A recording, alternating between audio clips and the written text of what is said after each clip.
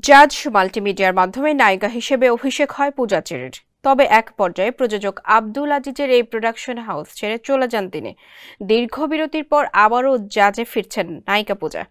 আব্দুল আজিজের গল্পে লেখা নির্মিত হতে যাওয়া সিনেমার মূল চরিত্রে অভিনয় করবেন তিনি।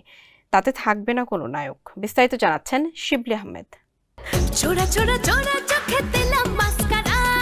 প্রযোজক আব্দুল আজিজের হাত ধরেই ঢালিউড নায়িকা হিসেবে বড় পর্দায় অভিষেক হয় পূজা চেরির। তবে কয়েকটি সিনেমার পর এই প্রযোজকের প্রোডাকশন হাউস জাজ মাল্টিমিডিয়া ছেড়ে যান ঢালিউড সুন্দরী। এরপর দীর্ঘ বিরতি। এতদিন পর আবারও জাজের আঙিনায় ফিরছেন পূজা।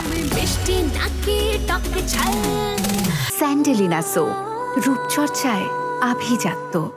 ৩ বছর পর জাজের নতুন সিনেমায় যুক্ত হচ্ছেন পূজা চেরি। গণমাধ্যমকে খবরটি নিশ্চিত করেছেন আব্দুল আজিজ। এই প্রযোজক জানান, নতুন সিনেমার চিত্রনাট্য লিখেছেন তিনি। গল্পটি তারই। সিনেমায় অভিনয় করবেন পূজা।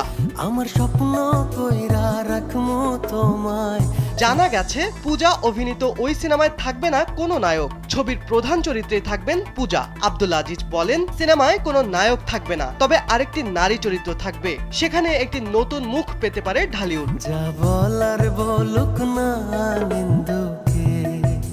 প্রযোজক আজিজের নতুন সিনেমার বিষয়ে এখনো কোনো মন্তব্য করেননি পূজা। ছবির নামও ঠিক হয়নি। সিনেমাটি পরিচালনা করবেন নবীন পরিচালক MH খোকন। শুটিং সেপ্টেম্বরে শুরু হবে বলে জানা গেছে।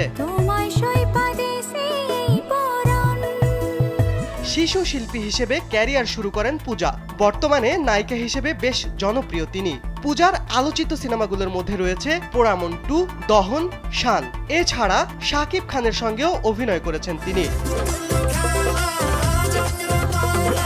শিবলি আহমেদ, কালবেলা।